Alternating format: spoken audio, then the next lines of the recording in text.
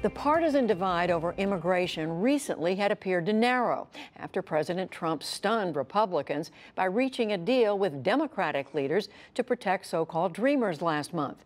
But that agreement may be in jeopardy now that the White House has spelled out its demands. John Yang begins our coverage.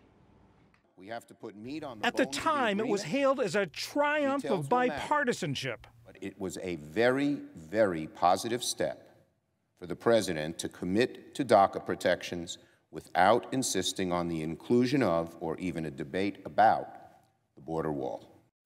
Over Chinese food at the White House last month, President Trump and Democratic leaders Chuck Schumer and Nancy Pelosi reached what both sides said was the framework for a possible deal. Protect young people illegally brought to the United States as children, the so-called Dreamers, in exchange for a package of border security measures. But the future of efforts to preserve President Obama's Deferred Action for Childhood Arrivals, or DACA, is uncertain after the administration unveiled a long list of hardline immigration demands.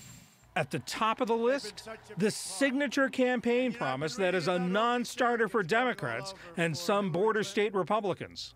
A Trump administration will also secure and defend the borders of the United States, and yes, we will build a great, great wall.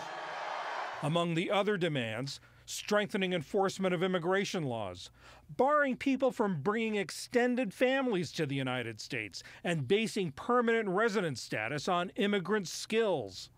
Whether the items are absolute requirements or an opening bargaining position, they would represent a major tightening of immigration laws. The list drew an immediate rebuke from Schumer and Pelosi. In a joint statement, they said, if the president was serious about protecting the Dreamers, his staff has not made a good effort to do so. Both Mr. Trump and Democratic leaders are under growing pressure over immigration from their respective bases. Last month, Congressman Steve King of Iowa, one of the Republicans' biggest immigration hawks, slammed talk of a bipartisan deal that would not include a border wall. If true, he said, the Trump base is blown up, destroyed, irreparable, and disillusioned beyond repair. No promise is credible.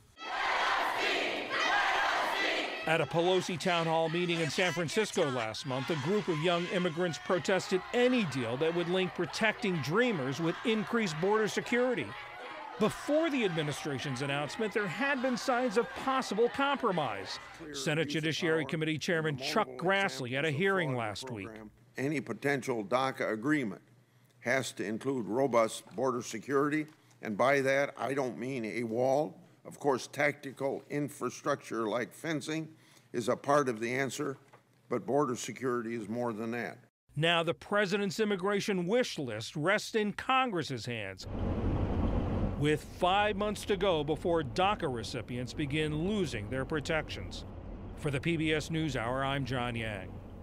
Here to break down the road ahead for immigration reform on Capitol Hill is our own Lisa Desjardins. So, Lisa, you spent today talking to your sources in Congress. How are they interpreting this? Interestingly enough, Judy, there are members of both parties who told me the same thing today. They interpret what the president said last night as the opposite of what they heard from him last month.